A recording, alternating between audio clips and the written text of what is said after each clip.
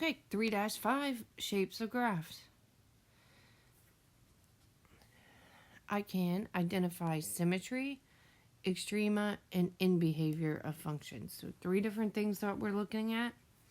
Once again, this is kind of conceptual. We are working on standards FIF 4. So vocabulary, very important stuff. Line of symmetry. A figure has a line of symmetry if each half of the figure matches the other half exactly. That means you can kind of fold it onto the other side. Increasing, where the graph of a function goes up when viewed from left to right. So as we look at a graph, if it's going up as we go from left to right. Extrema, points of a graph that are located of relatively high or low function values. So that's like the maximum and the minimum, or relative max and relative min, which just means that basically the graph is changing shape. In behavior, the behavior of a graph at the positive and negative extremes in its domain. So that means at the end of the graph. So we will explain this more with pictures here in just a minute. So lines of symmetry. So basically what we're doing here is we're determining if these have lines of symmetry. So here's an absolute value function. It looks like this green line right here is the line of symmetry. So that is yes.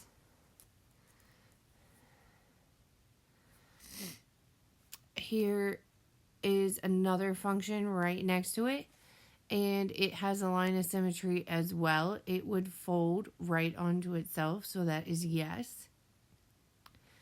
But the function down here in the bottom left, it does not have a line of symmetry.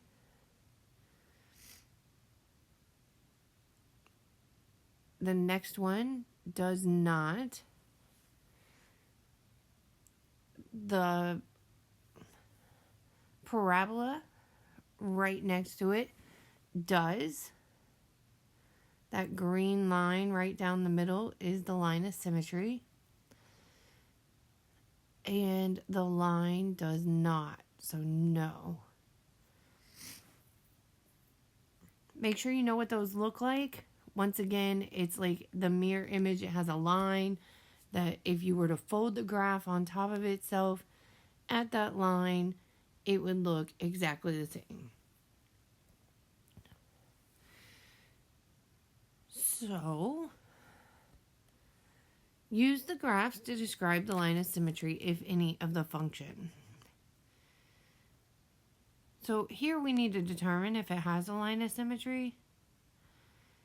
And if we look, it looks like right here would be the line of symmetry. Looks like it would be folded on itself right there. So A says no line of symmetry. Nope, that's not correct. The line of symmetry is the y-axis. Well, the y-axis is all the way over there, so that's not correct. The symmetric in the line is x equals 4. Well, that looks where I put the line, so that's probably correct. And this one says x equals 32, which is way out here somewhere, so that one's not correct. So it has to be C here.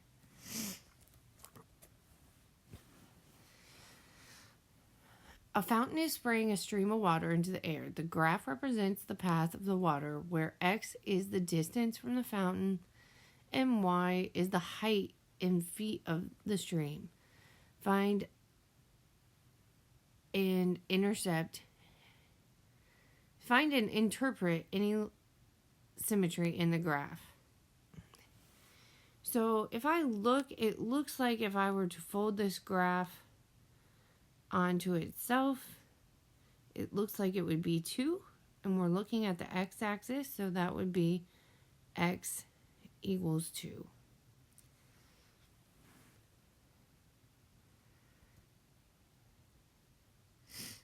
Okay, so here we're looking at maximum and minimum. B would be a relative maximum. The reason it's relative and not the true max is because there's points on the graph that are higher over there, but they go on forever. So that's why we call it relative. A would be a relative minimum, and once again, that's because there's points over here that go lower, but you need to know where it changes spots, and that's why we call it a relative minimum. Over which interval is f of x decreasing? So remember, this is as we're traveling from left to right. So I know there's an arrow going down here, but what's actually happening is this graph is going up. So that's increasing. Right here at 0, 0, it starts to go down because that's decreasing. So it looks like it decreases between 0 and 4. So now we have to figure out how to write that. So it's going to look like this, where it says 0 is less than x and is less than 4. So that means it's in between 0 and 4.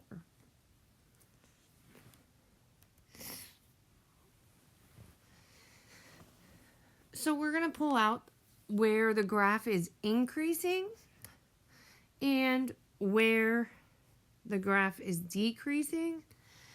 And then we're also going to pull out the relative maximums and minimums. So we're going to start by increasing. And if I look, it looks like it's going up, up, up, up, up, up, up. So that is until this is 2. So that's where x is less than 2. And then it also looks like it's increasing over here, which means x is greater than 0. So it's all values there. So if we go with decreasing now, this looks like the only part it's decreasing, and that's in between 2 and 0. Negative 2, sorry. It's a negative. Woo. So it goes from negative 2 to 0. So the relative max would be right here at B. So x would equal negative 2. And then the relative min would be right here at 0. So relative min x would equal 0.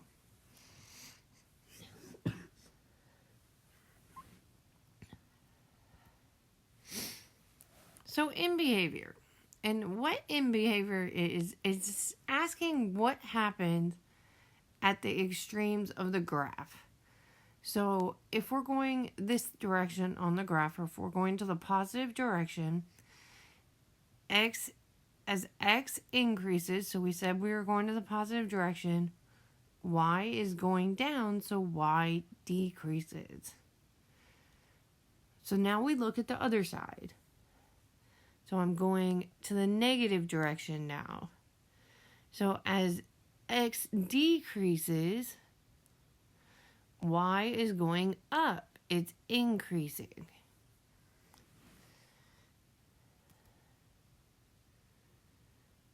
So in behavior on this line, so as we go to the right or positive,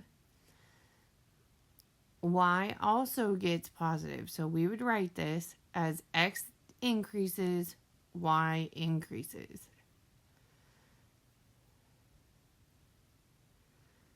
And then as we go to the left, as x is decreasing, y is also decreasing because it's going down.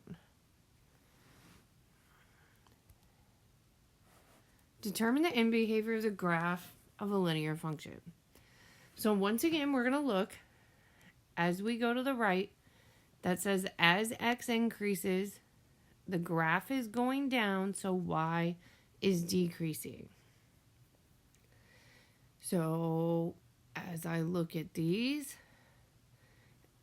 this one can't be right because this says y increases. This one can't be right, so it has to be one of the bottom two. Now we just have to figure out the other direction.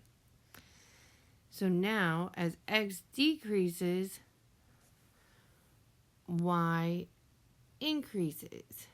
So as x decreases, y decreases. Nope, that's not correct. So it has to be this one. As x decreases, y increases.